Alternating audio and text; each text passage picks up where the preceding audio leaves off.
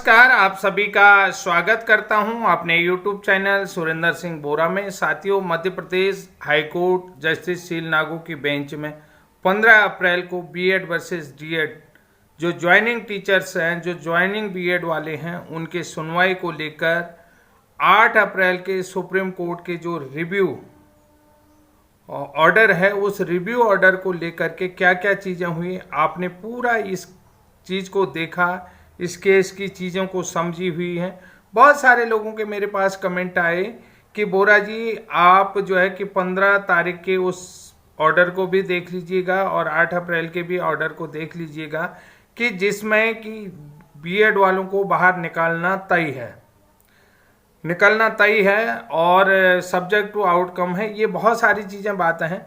तो ये एक तरीके से मनोवैज्ञानिक दबाव बीएड के ऊपर है, यानी कि साइकोलॉजिकल प्रेशर जिसको कहते हैं, वो साइकोलॉजिकल प्रेशर इसको कह सकते हैं, या साइकोलॉजिकल जीत जिसको कहते हैं, मनोवैज्ञानिक जीत जिसको कहते हैं, उस जीत की खुशी को जाहिर करना चाहते हैं। लेकिन मैंने कभी भी अपने वीडियो में किसी भी पक्षी में ऐसा नहीं कहा कि किसी के पक्षी की बात लेकर के दूसरे पक्षी पर बात रखी हो कि इनका ये ऐसा है। देखिए, जहाँ पर ज्वाइनिंग का सवाल है, चाहे डीएलएड वाला हो चाहे बीएड वाला हो, तो दोनों की ज्वाइनिंग सुरक्षित रहनी चाहिए और दोनों ही उसके लिए एलिजिबिलिटी है, उनको निकालना सही नहीं है ज्वाइनिंग टीचर्स को। बाकी जिनका वेटिंग है वो तो नेक्स्ट भर्ती में आएंगे, क्योंकि बीएड वेटिंग में तो नहीं लिया जाएगा, ये बात सही है।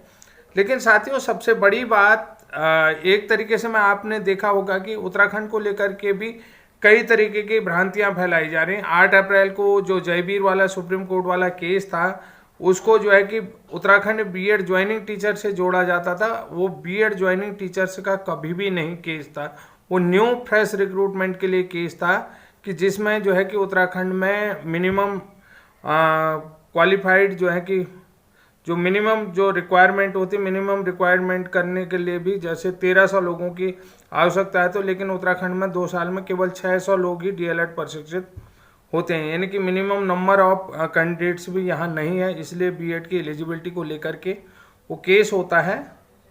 तो बाकी जो है कि उन्होंने भर्ती में आवेदन कर रखा, तो उस भर्ती को भी लेकर के आया। बहुत सारे लोगों ने मुझसे सवाल पूछे कि आपने कहाँ कहाँ बीएड बचाया। तो पहली बात ये बता देता हूँ, हमारे यहाँ उत्तराखंड में बीएड का कोई इश्यू नहीं रहा है, कि जो भी है सुप्रीम कोर्ट का, और जो भर्ती हो गए वो तो भर्ती हो गए, उनको कुछ होने वाला नहीं है। तो यहाँ पर भी मैं आप लोगों से कह रहा हूँ कि चाहे डीएलएड वाले हैं, जो भी हैं, केस से संबंधित जो भी जानकारी आप मुझसे बात करना चाहते हैं तो कर सकते हैं, अपने कमेंट बॉक्स में ले लें।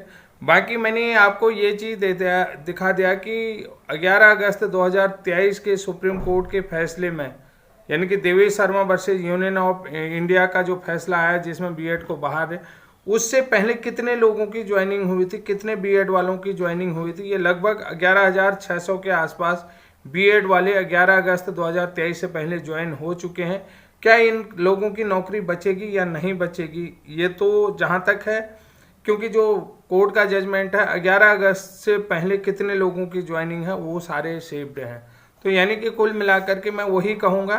फिर दूसरी बात है, विज्ञापन कब का है। अब यहाँ जस्टिस शील नागू जी ने कहा कि हमें एक चार्ट चाहिए, पूरा जो है कि भर्ती प्रोसेस को लेकर व्यू चार्ट चाहिए, और वो जो है कि कॉमन टेबल पर बना होना चाहिए। तो कुल मिलाकर के कब इसमें केस हुआ, कब इसमें सब्जेक्ट टू आउटकम हुआ, ये केस है। तो सबसे बड़ी चीज़ है कि सबसे बड़ा जो प्लस पॉइंट ये है कि 11 अगस्त 2023 से पहले जितने भी बीएड लोगों की ज्वाइनिंग हुई है उसका क्लियर डाटा कल वीडियो के माध्यम से आप लोगों को मैंने बता दिया। तो निश्चित रूप से ये जो डाटा है, ये कहीं न कहीं आपको सुनिश्चित करता है कि आपकी नौकरी को सेव करता है वहाँ पर। बाकी वेटिंग कितने हैं वो भी मैंने आपको बता दिया है। और सबसे बड़ी चीज़ है कि परेशानी का विषय डीएलएड वालों के लिए क्या हो गया कि एक जो है कि फ्रेश आईए लगी हुई, सीपीसी 151 का उल्लेख करते हुए फ्रेश आईए लगी है कि जिन कैंडिडेटों ने जो है कि डीएलएड का केस हाई कोर्ट में लगाया है, वो दोनों कैंडिडेट ज्वाइनिंग हो चुके हैं।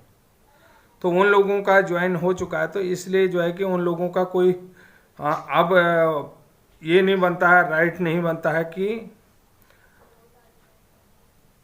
कुल मिलाकर के उन शिक्षकों का ये राइट नहीं बनता है कि वो उनकी याचिका को स्वीकार किया जाए। ठीक है, कि वो याचिका उसमें जो दोनों उम्मीदवार हैं उनकी नौकरी पा चुके हैं, इसलिए याचिका स्वीकार करने योग्य नहीं है।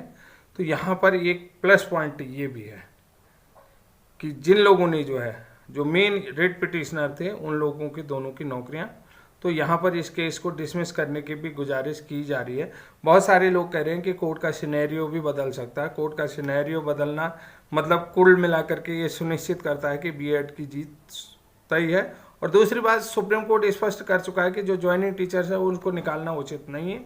और जस्टिस शील नागोजी भी यही कह रहे हैं कि जो ज्वाइनिंग टीचर्स हैं उनको निकालना उचित नहीं है। तो जल्दी से जल्दी इस केस का निपटारा हो जाए, हम भी यही चाहते हैं। और आप लोगों से विनम्र निवेदन करते हैं और रामनवमी की हार्दिक शुभकामनाएं, चैत्र नवरात्रि की आपको शुभकामनाएं, नव वर्ष की हार्दिक शुभकामनाएं। आपका जीवन में खुशियाँ आएँ, मंगलमय रहे। इन्हीं शुभकामनाओं के साथ आज के लिए इतना ही। तब तक के लिए जय हिंद, जय उत्तराखंड।